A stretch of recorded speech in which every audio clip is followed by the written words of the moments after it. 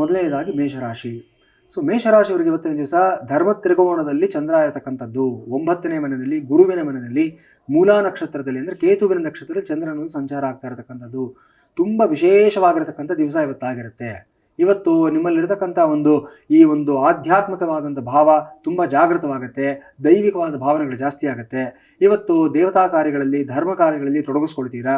ಯಾವುದೋ ಒಂದು ದೇವಸ್ಥಾನದ ಒಂದು ಪುನರುದ್ಧಾರಕ್ಕೋಸ್ಕರವಾಗಿ, ಜೀರ್ಣೋದ್ಧಾರದ ಕೆಲಸಕ್ಕೋಸ್ಕರವಾಗಿ ಸಕ್ರಿಯವಾಗಿ ಭಾಗವಹಿಸ್ತೀರಾ. ನೀವು ಸಂಪಾದನೆ ಮಾಡಿರ್ತಕ್ಕಂಥ ಹಣ ಎಲ್ಲವೂ ಅಷ್ಟೇ ಇವತ್ತು ಸದ್ವಿನಿಯೋಗ ಆಗ್ತಕ್ಕಂಥದ್ದು, ಒಂದು ಸದ್ಬಳಕೆ ಆಗ್ತಕ್ಕಂಥ ಒಂದು ಸಾಧ್ಯತೆ ಕಾಣಿಸ್ತಾ ಇದೆ.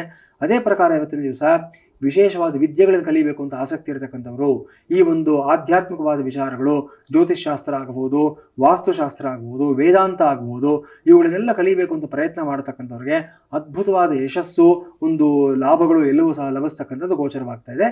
ಎಲ್ಲವೂ ಚೆನ್ನಾಗಿದೆ. ವೃಷಭ ರಾಶಿಯವರಿಗೆ ಇವತ್ತು ಅಷ್ಟಮ ಸ್ಥಾನದಲ್ಲಿರತಕ್ಕಂಥ ಚಂದ್ರ ಇವತ್ತು ಜವಾಬ್ದಾರಿಗಳನ್ನು ಹೆಚ್ಚಿಸ್ತಕ್ಕಂಥ ಒಂದು ಸಾಧ್ಯತೆ.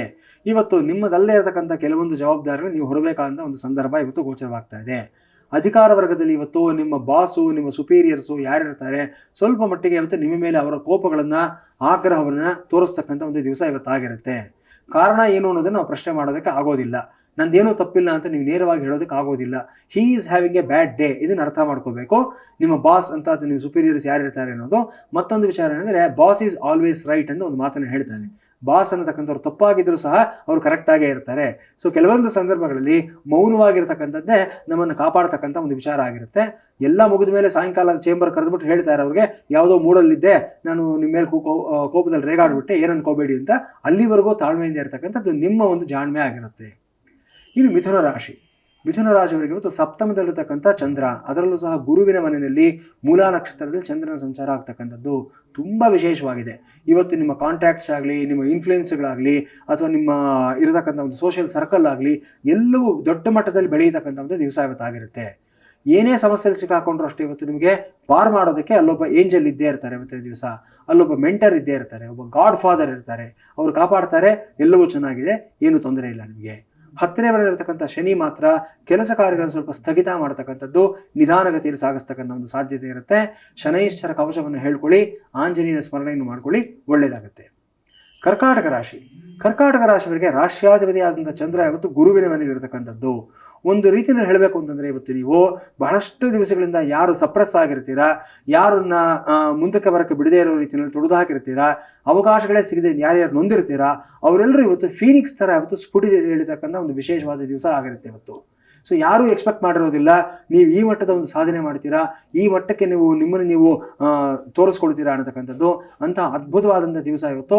ಒಂದು ಹೊಸ ಜನ್ಮ, ಮರುಜನ್ಮ ಅಂತ ಹೇಳಿದ್ರು ಸಹ ತಪ್ಪಾಗೋದಿಲ್ಲ. ಅಂಥ ಅದ್ಭುತವಾದ ದಿವಸ ಆಗಿರುತ್ತೆ. ನಿಮ್ಮ ಮೇಲೆ ನಿಮಗೆ ನಂಬಿಕೆ ಇರಲಿ, ಸರಿಯಾದ ಸಮಯದಲ್ಲಿ ಕೆಲಸ ಮಾಡಿ, ಒಳ್ಳೆಯದಾಗುತ್ತೆ ನಿಮಗೆ. ಸಿಂಹರಾಶಿಯವರಿಗೆ ಇವತ್ತು ಪಂಚಮದಲ್ಲಿರ್ತಕ್ಕಂಥ ಚಂದ್ರ, ತ್ರಿಕೋಣದಲ್ಲಿರ್ತಕ್ಕಂಥ ಚಂದ್ರ ವಿಶೇಷವಾದಂಥ ಲಾಭಗಳನ್ನು ಕೊಡ್ತಾನೆ. ಆದರೆ ವ್ಯಯಾಧಿಪತಿಯಾಗಿ ಚಂದ್ರ ಇಲ್ಲಿರೋದ್ರಿಂದ ಇವತ್ತು ಸ್ವಲ್ಪ ಮಟ್ಟಿಗೆ ಇವತ್ತು ಮಾನಸಿಕ ಸ್ಥಿತಿಗತಿನಲ್ಲಿ ವ್ಯತ್ಯಾಸಗಳನ್ನು ಮಾಡ್ತಕ್ಕಂಥದ್ದು, ನಿಮ್ಮನ್ನು ನೀವು ದೂಷಣೆ ಮಾಡ್ಕೊಳ್ತಕ್ಕಂಥ ಮನಸ್ಥಿತಿಗೂ ಸಹ ತಲುಪಿಸ್ಬಿಡ್ತಾನೆ. ನೀವು ಯಾವತ್ತೋ ಮಾಡಿರ್ತಕ್ಕಂಥ ತಪ್ಪುಗಳು, ಅದಕ್ಕೆ ಒಂದು ರೀತಿಯಾದಂಥ ಒಂದು ಕಳಂಕ ನಿಮ್ಮನ್ನು ಕಾಡ್ತಕ್ಕಂಥ ಒಂದು ಸಾಧ್ಯತೆ, ಮನಸ್ಸು ಸ್ವಲ್ಪ ಗೊಂದಲಮಯವಾಗಿರ್ತಕ್ಕಂಥ ಸಾಧ್ಯತೆ. ಇದೆಲ್ಲವನ್ನು ಬಿಟ್ಟು ನೀವು ವಾಸ್ತವ ಪ್ರಪಂಚದಲ್ಲಿ ಬದುಕುವಂಥ ವ್ಯಕ್ತಿಗಳಾಗಬೇಕಾಗತ್ತೆ. ಇವತ್ತಿನ ದಿವಸ ನೀವು ಆದಿತ್ಯ ಹೃದಯವನ್ನು ಹೇಳ್ಕೊಳ್ಳೋದ್ರಿಂದ, ಸೂರ್ಯಮಂಡಲ ಸ್ತೋತ್ರವನ್ನು ಪಾರಾಯಣ ಮಾಡಿಕೊಳ್ಳೋದ್ರಿಂದ, ಅದೇ ಪ್ರಕಾರ ಚಂದ್ರ ಅಷ್ಟೋತ್ತರವನ್ನು ಹೇಳ್ಕೊಳ್ಳೋದ್ರಿಂದ ಸಹ ಶುಭ ಫಲಿತಾಂಶಗಳನ್ನು ಪಡ್ಕೊಳ್ತೀರಾ. ಕನ್ಯಾ ರಾಶಿಯವರಿಗೆ ಚತುರ್ಥದಲ್ಲಿ ಅಂದರೆ ಕೇಂದ್ರದಲ್ಲಿರ್ತಕ್ಕಂಥ ಚಂದ್ರನ ದೃಷ್ಟಿ ನೇರವಾಗಿ ನಿಮ್ಮ ಉದ್ಯೋಗ ಸ್ಥಾನದ ಮೇಲೆ ಬೀಳ್ತಾ ಇದೆ. ನಿಂತು ಹೋಗಿರತಕ್ಕಂಥ ಕೆಲಸಗಳಿಗೆಲ್ಲವೂ ಸಹ ಚಾಲನೆ ಸಿಗುತ್ತೆ. ಮತ್ತೊಮ್ಮೆ ಎಲ್ಲವೂ ಸಹ ನಿಮಗೆ ಒಂದು ಸಕ್ರಮವಾಗಿ ನಡ್ಕೊಂಡು ಹೋಗ್ತಕ್ಕಂಥ ಒಂದು ದಿವಸ ಇವತ್ತಾಗಿರುತ್ತೆ. ಮತ್ತು ನಿಮಗೆ ಅಂತ ಒಂದು ಟೈಮ್ ಟೇಬಲ್ಲು, ನಿಮಗೆ ಅಂತ ಒಂದು ಡಿಸಿಪ್ಲಿನ್ ಹಾಕ್ಕೊಂಡಿರ್ತೀರ ನೀವು ಕನ್ಯಾ ರಾಶಿನವರು. ಕಾರಣಾಂತರಗಳಿಂದ ಆ ಡಿಸಿಪ್ಲಿನ್ನ ಬಿಟ್ಬಿಟ್ಟಿರ್ತೀರ ನೀವು. ಇವತ್ತು ಮತ್ತೆ ಆ ಡಿಸಿಪ್ಲಿನ್ನ ರೀಸ್ಟಾರ್ಟ್ ಮಾಡೋದಕ್ಕೆ ಒಂದು ತುಂಬ ಪೂರಕವಾಗಿರ್ತಕ್ಕಂಥ ದಿವಸವಾಗಿ ಕಾಣಿಸ್ತಾ ಇದೆ.